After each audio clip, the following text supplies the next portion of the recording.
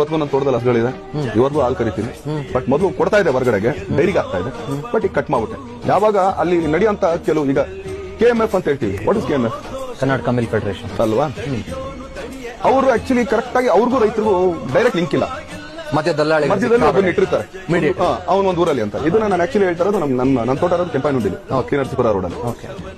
KMF ಅಲ್ಲಿ ಒಂದ್ಸಲಿ ನಾನು ಶೂಟಿಂಗ್ ಹೋಗಿದ್ದೆ. ಅವರು ನೀವೆಲ್ಲ ಹಸು ಸಾಕಿದ್ರಲ್ಲ ಸರ್, ಹಂಗೆ ಹಿಂಗೆ. ಅಲ್ಲ ಸರ್, ನಾವು ಹಸು ಸಾಕಿದೀವಿ, ಪರವಾಗಿಲ್ಲ.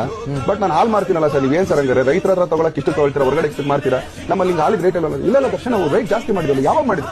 ಅವ್ರು ಮಾಡಿ ಆಗ್ಲೇ 7 months ಆಗಿತ್ತಂತೆ. ಆ ಮಧ್ಯದಲ್ಲಿರೋನು ಇವತ್ತಿಗೂ ಅದೇ ರೇಟೇ ಕೊಡ್ತಿದ್ದ. ಅಲ್ಲೋ ಕೇಳಿದಕ್ಕೆ ನಾನೇನ್ ಮಾಡಕ್ಕಲ್ಲ, ಕೈ ಎತ್ತದೆ. ಎಷ್ಟೋ ಸಾವಿರ ಲಕ್ಷ ಗಟ್ಟಲೆ ತಿನ್ಕೊಂಡ್ಬಿಟ್ಟ. ಇಲ್ಲಿ ಲಾಸ್ ಯಾರಿಗಾಯ್ತು? ರೈತರಿಗಾಯ್ತು. ಇಲ್ಲಿ ತಗೊಳ್ಳೋ ಇವ್ರಿಗಾಯ್ತು, ಗ್ರಾಹಕರಿಗಾಯ್ತು. ಮಧ್ಯದಲ್ಲಿ ಅವರು ಮಾತ್ರ ತಿಂತಾ ಇದ್ದಾರೆ. ಯಾಕೆ ಓಪನ್ ಆಗಿ ಮಾಡ್ಕೊಡ್ರಿ ನೀವೇನೆ? ನಿಮ್ಗೆ ಹೊರಗೆ ಮಧ್ಯದಲ್ಲಿ ಮೀಡಿಯೇಟರ್ ಬೇಕು. ಇವತ್ತು ಬೆಳೆಯೋ ರೈತನಿಗೆ ಆಕ್ಚುಲಿ ಸುಖ ಇಲ್ಲ, ತಗೊಳ್ಳೋನು ಕಷ್ಟ.